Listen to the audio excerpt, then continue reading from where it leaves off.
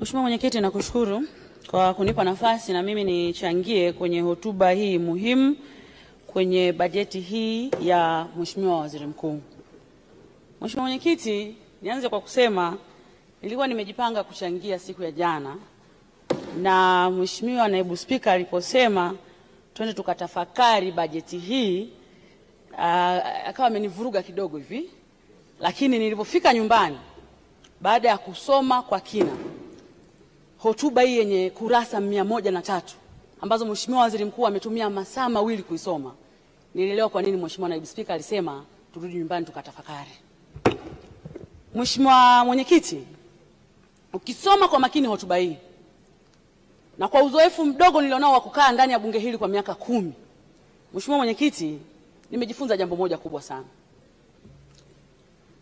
Rais Samia Suluhu Hassan, pamoja na kwamba tunamsifia ndani ya bunge hili, kuna kazi kubwa sana ambayo ni mtihani mkubwa, labda pengine wengi wetu tusingeweza kufaulu kama tungepewa, ambao mama huyu alifaulu kufanya.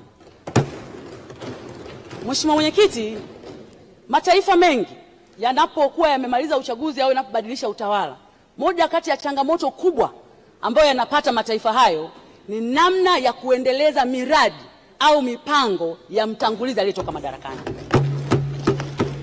Ukiangalia hotuba ya Mheshimiwa Waziri Mkuu na ukarejea hotuba mbalimbali kwa miaka 5, 6, 10 iliyopita, unaona namna ambavyo Mheshimiwa Rais ameonyesha sio tu dhamira ya dhati, lakini ameonyesha commitment ya hali ya juu kuhakikisha kwamba mipango ya watangulizi wake inakamilika.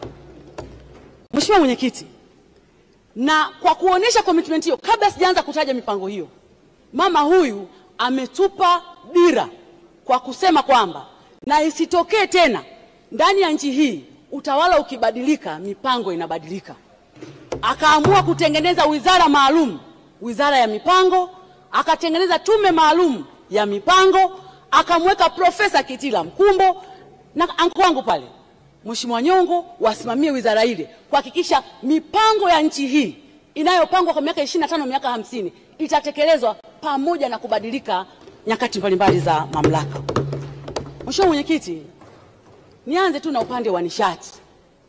Lile bwawa la Stiglitz, Mheshimiwa Mwenyekiti, mipango yake ilianza kufanyika tangu miaka 60. Watangulizi wake walihangaika kutekeleza, wakahangaika na kuhangaika, lakini hivi tunavyozungumza leo, Mheshimiwa Mwenyekiti, mitambo yote 9 imeshawashwa chini ya usimamizi wa Dr. Doto Mashaka Biteko. Turbine zote zimewaka, vijiji vyote 10,000 na kitu vimewashiwa umeme. Na Mheshimiwa Mwenyekiti, haya yatokee hivi hivi, ni lazima uwe na kiongozi ambaye anasimamia shughuli hizi zitekelezwe, sio mwingine, ni Mheshimiwa Waziri Mkuu Kassim Majaliwa.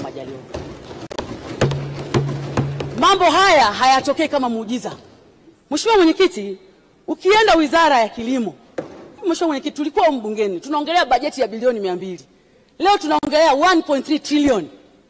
Kaka yangu Bashe anasimamia, Waziri Mkuu anakimbizana nao kila siku, anaangalia namna ambavyo miradi inatekelezwa. Mheshimiwa Mwenyekiti, yani chini ya uongozi wa Waziri Mkuu, kiongozi wa shughuli za serikali bungeni, leo sisi Tanzania tunajivunia tumeagiza ndege ya kuua ndege, yani ndege kwa maana ya aeroplane, ya kuua ndege wale waharibifu, ya kupulizia dawa. Mheshimiwa Mwenyekiti, haya mambo yatokee hivi hivi, ni lazima uwe na viongozi makini kusimamia.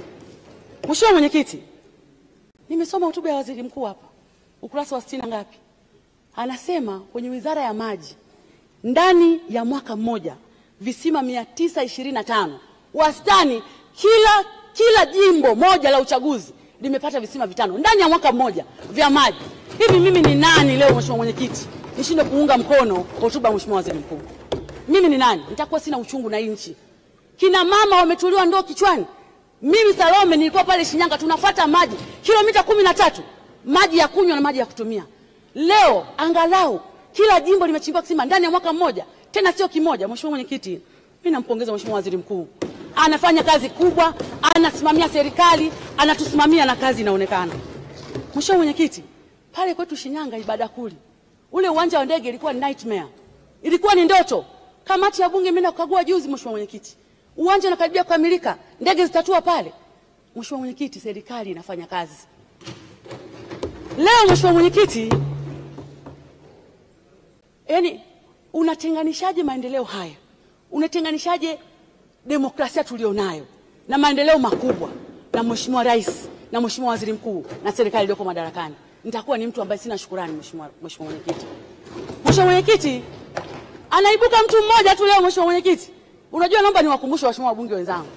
Hii nchi tumeanza uchaguzi wa vyama vingi mwaka 1995. Na mwaka 95 tulikuwa na wabunge wa upinzani 51. Mwaka 2000 tulikuwa na wabunge wa upinzani 26. Wakati huo Mheshimiwa Mbowe ndo aligombea urais. Mwaka 2005 tulikuwa na wabunge wa upinzani 41. Mwaka 2010 tulikuwa na wabunge wa upinzani 89.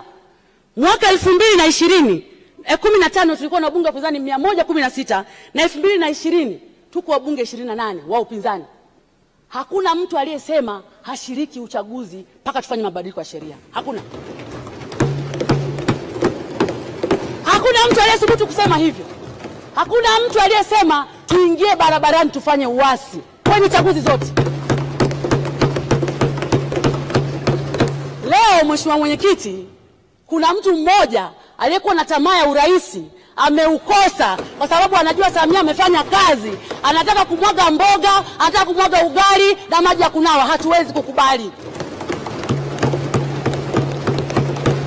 Hatuwezi kukubali.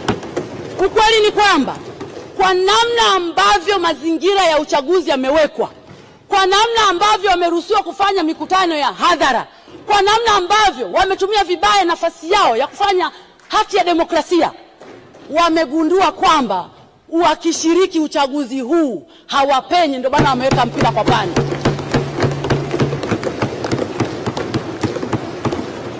Mheshimiwa Mwenyekiti,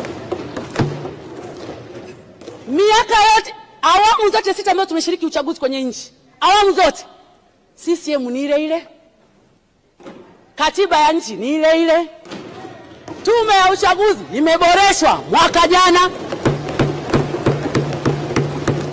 wanaweka mpira kwa pani. Hii haikubaliki. Nataka niseme, unaweza kusema yote kwenye nchi, lakini mimi Salome Makamba ni Msukuma wa Shinyanga, sina pa kwenda.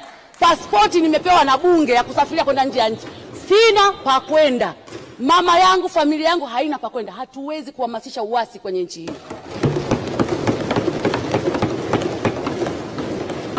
Kung'ang'ania kitu kisichowezekana, kung'ang'ania kwamba hatuwezi kufanya uchaguzi, imebaki miezi mitatu twende kwenye uchaguzi, unang'ang'ania tuwezi, na mtu ni mwanasheria.